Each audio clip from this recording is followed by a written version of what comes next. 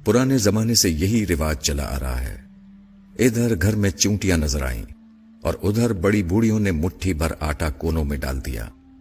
چونٹیوں سے بھی نجات اور صدقے کی نیکی مفت میں۔ ابا ہنسنے لگے تو خاتون کے چہرے پر بھی مسکراہٹ آ گئی۔ چلے میں بھی پھر آٹا ہی ٹرائی کر لیتی ہوں۔ وہ کچھ سوچتے ہوئے کوپیکس پاؤڈر وہیں کاؤنٹر پر رکھ کر واپسی کے لیے مڑ گئیں، اور ستار بھائی نے ابا کو خشمگین نگاہوں سے دیکھتے ہوئے کالی مرچوں کو تولنا شروع کر دیا۔ ابا، تم نے ستار بھائی کی دکانداری خراب کر دی۔ واپسی پر میں نے ابا سے ہنستے ہوئے کہا، نہیں بیٹا، یہ بات نہیں۔ ہمارے گھروں سے برکتیں اسی لیے اٹھ گئی ہیں۔ لوگ اللہ کی مخلوق کا خیال رکھنا بھول چکے ہیں۔ پہلے کسی گھر کے سامنے کتا بھی آ کر بیٹھ جاتا تھا تو گھر کی خواتین اس کے سامنے بھی کچھ نہ کچھ بچا کھچا سالن روٹی رکھ دیا کرتی تھی، مگر اب ایسا نہیں ہوتا، کیونکہ اب روٹیاں بھی گن کر پکائی جاتی ہیں۔ برکتیں کہاں سے آئیں گی پھر؟ اس قوم پر بام نہ گریں، زلزلے نہ آئیں، سیلاب نہ آئے تو اور کیا ہو۔ ابا تاسف کے اظہار کے ساتھ ساتھ مجھے آسان زندگی کے گر سمجھانے کی کوشش بھی کر رہے تھے۔ عرصہ گزر گیا، میں بھی اس واقعے کو بھول گیا۔ پھر ایک دن بڑے بھائی جان کے ہاں جانا ہوا۔ ابھی ڈور بیل بجانے ہی لگا تھا کہ چڑیوں کے جھنڈ کے اڑنے کی زوردار آواز کانوں میں پڑی۔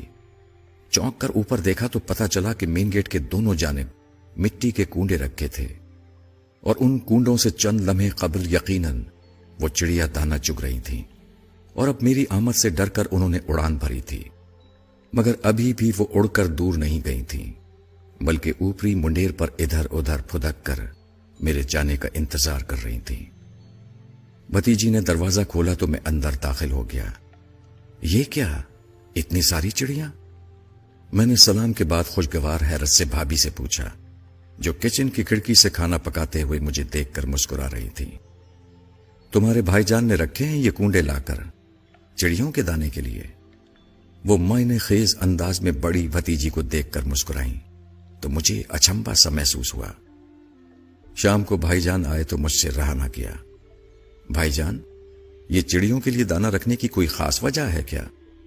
نہیں، بس ایسے ہی، اچھا ہوتا ہے، صدقہ دیتے رہنا چاہیے۔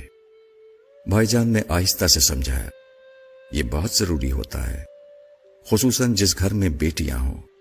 پھر بتانے لگے کہ کسی بزرگ کے پاس ایک شخص نے آ کر بتایا کہ وہ غریب آدمی ہے اور پریشان ہے کہ اپنی جوان بیٹیوں کی شادی کس طرح کر پائے گا، کیونکہ غربت کی وجہ سے کوئی اس کی بیٹیوں سے شادی کرنے کو تیار نہیں۔ بزرگ نے مشورہ دیا کہ روز 200 بھوکوں کو کھانا کھلاؤ، تمہارا مسئلہ حل ہو جائے گا۔ غریب آدمی مارے احترام کے بزرگ کو تو کچھ نہ بول پایا، البتہ آستانے سے باہر آ کر زار و قطار رونے لگا۔ پاس سے گزرتے ہوئے کسی دانا نے پوچھا، روتے کیوں ہو؟ غریب نے جواب دیا، غربت نے پہلے ہی مار مار کر ادموا کیا ہوا ہے، اور سرکار نے فرمایا ہے کہ روز 200 بھوکوں کو کھانا کھلاؤ، تب بیٹیوں کی شادی ممکن ہوگی۔ دانا آدمی مسکرا کر بولا، بھلے آدمی، بھوکا کیا صرف انسان ہوتا ہے؟ اللہ کی مخلوق چھوٹی ہو یا بڑی، بھوک تو سب کو ستاتی ہے۔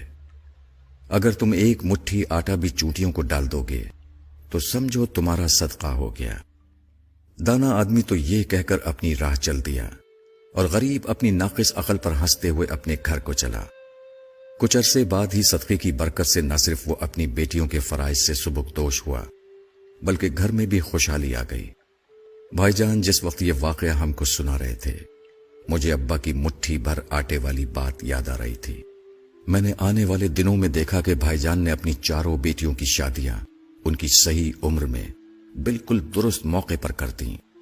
شاید اسی لیے جب میں نے اپنا گھر لیا تو سب سے پہلے اپنے دروازے کے پاس چڑیوں کے لیے دانہ رکھ دیا۔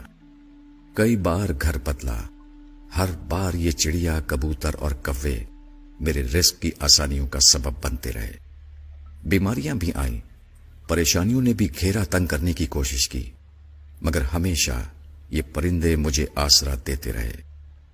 ان مال عسر یسرا کے معنی سمجھاتے رہے، اللہ رب العزت کی بڑائی کا یقین دلاتے رہے۔ الحمدللہ ثم الحمدللہ۔ میں نے آج تک اپنے بچوں کا بہتا خون نہیں دیکھا، انہیں کسی تکلیف سے تڑپتے نہیں دیکھا۔ ایک وقت ایسا بھی آیا جب میرے گھر کا سب سے بڑا مسئلہ یہ تھا کہ ہماری مرغی کڑک ہو جانے کے باوجود انڈوں پر کیوں نہیں بیٹھ رہی ہے، اور یہ وہ دور تھا جب میرا گھر کبوتروں والا گھر کے نام سے مشہور ہو چکا تھا۔